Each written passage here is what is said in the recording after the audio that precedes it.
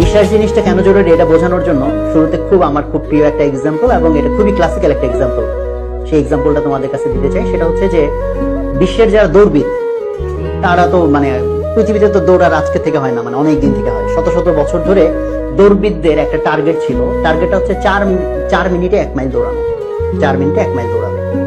তো এই জিনিসটা শত শত বছর হাজার হাজার দৌড়বিদ ট্রাই করছে, কেউ পারে না, কেউ পারে না। তো একের পর এক মানুষ যখন ট্রাই করতেছে আর পারতেছে না, তখন একটা পর্যায়ে তোমার লোকজন মনে করতে শুরু করলো যে মেবি এটা সম্ভব না। এবং তখন ইভেন তোমার যারা সায়েন্টিস্ট আছে তারা ইভেন থিওরি দিল যে মানুষের যে বডির যে স্ট্রাকচার, এটা দিয়ে 4 মিনিটে দৌড়ানো সম্ভব না। তো যখন সায়েন্টিস্টরা থিওরি দিচ্ছে, তখন কি হয়েছে যে আগে তাও মানুষ যা চেষ্টা করতো, এখন বাকিটা চেষ্টায় ছেড়ে দিল, দূর ভাই এটা হবে না, এটা নিয়ে ট্রাই করে লাভ নাই।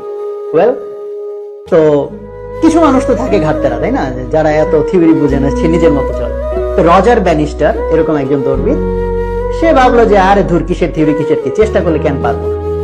তো এই জন্য সে বিশ্বাস করতে শুরু করলো যে এটা অবশ্যই সম্ভব, এটা আমি পারবো। কারণ তারে নিয়ে সবাই টিটকারি করে, ফাজলামি করে না, এবং সেটাতে সে আরো ইন্সপায়ার্ড যে না পারবো, যে আমি দেখাই দেবো। And he tried and tried and tried. মজার বিষয় কি, সেই রজার ব্যানিস্টার ইতিহাসের প্রথম মানুষ যে 4 মিনিটে 1 মাইল দৌড়াইছে। তো এইখানে ব্যাখ্যাটা কি, ব্যাখ্যাটা আমরা একটু পরে আসি, বাট এরপরে একটু মজা আছে, সেই মজাটা বলি। শত শত বছরে যেটা কেউ পারে নাই, একজন পারছে, তাহলে তুমি ভাবতে পারো সে সম্ভবত একটা সুপারম্যান টাইপের কিছু। তাহলে ওরকম আরেকজন সুপারম্যানকে যদি আমাদেরকে পেতে হয়, তাহলে শত শত বছর না হলে অন্তত 100 বছর ওয়েট করা দরকার। তো রজার ব্যানিস্টার যখন এই 4 মিনিট 1 মাইলের রেকর্ডটা ভাঙলো, তারপরে নেক্সট এই রেকর্ডটা, তার রেকর্ডটা ভেঙে ফেলছে যতদিন পরে, সেটা খুব সারপ্রাইজিং। 100 বছর তো লাগেই নাই, 50 বছর লাগে নাই। আমি ধারণা করো কতদিন লাগতে পারে, 1 বছরও লাগে নাই, 1 মাসও লাগে নাই, 15 দিনের মাথায়, আমার যতদূর মনে আছে এরকমই একটা নাম্বার হবে, 15 দিনের মাথায় রেকর্ড ভেঙে গেছে। কেন বিলিভ ইট, যে রেকর্ড শত বছরে ভাঙে না, সেটা একজন ভাঙার 15 দিনের মাথায় আরেকজন ভেঙে ফেলছে।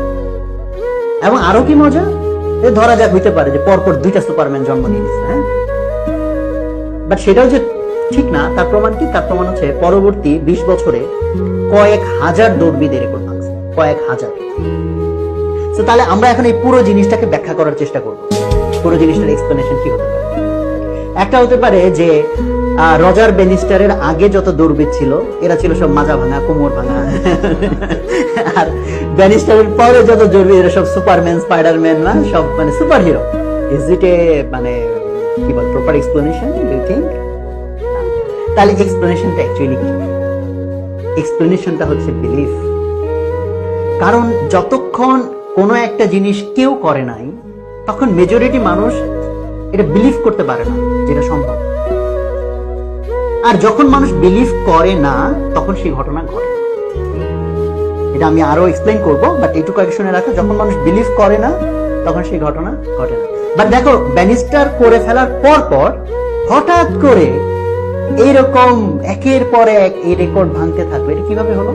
একজন যখন করে ফেলছে, the other people started believing it, যে ভাই ও তো করছে, এটা সম্ভব, এটা পসিবল। সে যখন পসিবল মনে করছে, তখন সে যখন এফোর্টটা দিয়েছে, তখন সেটা হতে শুরু করছে। এটার ভিতরকার বায়োলজিক্যাল বিষয়টা আমি একটু বলবো, বাট ইম্পর্টেন্ট হচ্ছে যখন মানুষ বিলিভ করতে শুরু করলো ইটস ডুয়েবল, তখন 2 জন 3 জন 4 জন করার পর বাকিরা আরো স্ট্রংলি বিলিভ করতে শুরু করলো যে আরে ভাই সে করছে, ও করছে, সে করছে, ওয়াই নট মি? এবং দেখছি একের পর রেকর্ড ভেঙে যাচ্ছে। এবং সারা পৃথিবীর রেকর্ডগুলোর দিকে যদি তাকাও, পৃথিবী দেখো কোনো রেকর্ড টিকে থাকে না, রাইট? তার মানে কি জিনিসটা এরকম যে প্রতিনিয়ত মানুষটা আরো সুপারম্যান হয়ে যাচ্ছে। হ্যাঁ, সুপারম্যান হচ্ছে এই অর্থে আরো মানুষ বেশি জিনিস, বড় জিনিস বিলিভ করতে শিখতেছে। বিকজ একজন ধরো উসাইন বোল্ট কত এখন 100 মিটার দৌড় কত 9 সেকেন্ড, একটা সময়ের আগ পর্যন্ত 10 সেকেন্ডের আগে কেউ 100 মিটার দৌড়ায় নাই, তখন মানুষ মনে করছে 10 সেকেন্ডের কমে হয়তো হয় না। বাট দেখো আরেকজন যখন বিলিভ করছে যে না এটা ভেঙে ফেলতে পারি আমি, সেটাকে দেখে আরেকজন বিলিভ করতেছে আর ও ভাঙছে, আমি এটা ভাঙতে পারবো। তাই না? দেখো কোনো রেকর্ড টিকে না, কিন্তু কোনো রেকর্ড টিকে না, বিকজ মানুষ তখন বিলিফের তার নতুন লেভেল তৈরি হয়, তার নতুন লেভেল তাকে নতুন লেভেলে নিয়েছে, নতুন বিলিফ নতুন লেভেলে নিয়েছে। হ্যাঁ, এবং আমি এই প্রাসঙ্গিক ভাবে আরো একটা এক্সাম্পল দিই, ধরো বাংলাদেশের এক্সাম্পলে আসি। বাংলাদেশের স্বাধীনতার পরে প্রায় 40 কত বছর বা 40+ ইয়ার্সে কেউ একজন এভারেস্টে উঠে নাই, মাউন্ট এভারেস্ট। তা আমাদের মুসা ইব্রাহিম উনি প্রথম উঠলো, ঠাস করে 2 বছরের মধ্যে দেখো 4 জন উঠে গেছে। তো ভাই 40 বছরে উঠলো না কেউ, একজন ওঠার সাথে সাথে 4 জন উঠে গেল। এবং দেখবা এর পরপরই মানে নেক্সট ইয়ার্স গুলাতে আরো মানুষ উঠবে, আরো মানুষ উঠবে। তারপর আমি আরো একটা এক্সাম্পল দিই, যেমন ধরো হচ্ছে আমাদের বাংলাদেশে ইন্টারমিডিয়েট এখানে শেষ করে ডিরেক্টলি এখান থেকে MIT, হার্ভার্ড, স্ট্যানফোর্ড, বার্কলে, মানে এরকম ক্যালটেক, পৃথিবীর সবচেয়ে টপ মোস্ট ভার্সিটি গুলাতে এই কয়েক বছরের আগ পর্যন্ত কেউ চান্স পেত না বাংলাদেশের স্টুডেন্টরা। তখন সবাই বিলিভ করতো যে ভাই আমি বাংলাদেশের এই নর্মাল একটা কলেজে পড়ছি, MIT আমাকে নিবে নাকি। হ্যাঁ, তো তখন আমাদের সর্বোচ্চ টার্গেট কি থাকতো স্টুডেন্টদের, বুয়েটে বা মেডিকেলে চান্স পাওয়া, বা তার মধ্যে সর্বোচ্চ কি সেখানে ফার্স্ট হওয়া। আর আমাদের ম্যাথ অলিম্পিয়াডে যখন শুরু হলো, ম্যাথ অলিম্পিয়াডের থ্রুতে আমাদের ম্যাথ অলিম্পিয়াডের কোচ যিনি মাহবুব মজুমদার, উনি MIT, স্ট্যানফোর্ড, হার্ভার্ড এই 3 জায়গায় পড়ালেখা করছেন।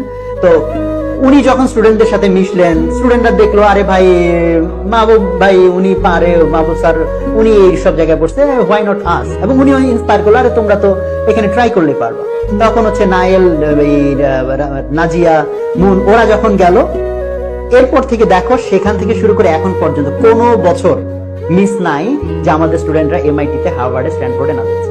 দেখো তার আগ পর্যন্ত, এই ঘটনা শুরু হয়েছে কত 4-5 বছর, তার আগ পর্যন্ত একটা স্টুডেন্ট যায় না, মানে রেকর্ড নাই নর্মাল বাংলাদেশে একটা কলেজে পড়ে ডিরেক্টলি MIT, হার্ভার্ডে এবং নিয়ে স্কলারশিপ নিয়ে। আর ওরা 2-4 জন যাওয়ার পর থেকে কি হয়েছে, কোনো বছর এখন মিস নাই। কিভাবে হচ্ছে এটা? নট নেসেসারিলি যে স্টুডেন্ট আর সুপারম্যান হয়েছে, হ্যাঁ সুপারম্যান এই অর্থে হয়েছে বিকজ তারা এখন বিলিভ করতে শিখছে যে সে পারছে, ও পারছে, আমিও পারবো। আরো একটা এক্সাম্পল দিই, ধরো যে ল্যাটিন আমেরিকাতে, ধরো আর্জেন্টিনা, ব্রাজিল ক্রমাগত সব ফুটবল তারকারা জন্ম নেয়, তাই না? এক ম্যারাডোনা চলে গেছে, শেষ হয়ে যায় না কিন্তু, তার মানে আসছে মেসি আসছে, এদিকে পেলে চলে গেছে, তো এদিকে কি আছে, হ্যাঁ না নেইমার আসছে, বা মাঝখানে কি রোনালদো ছিল, এবং এটা শেষ হবে না।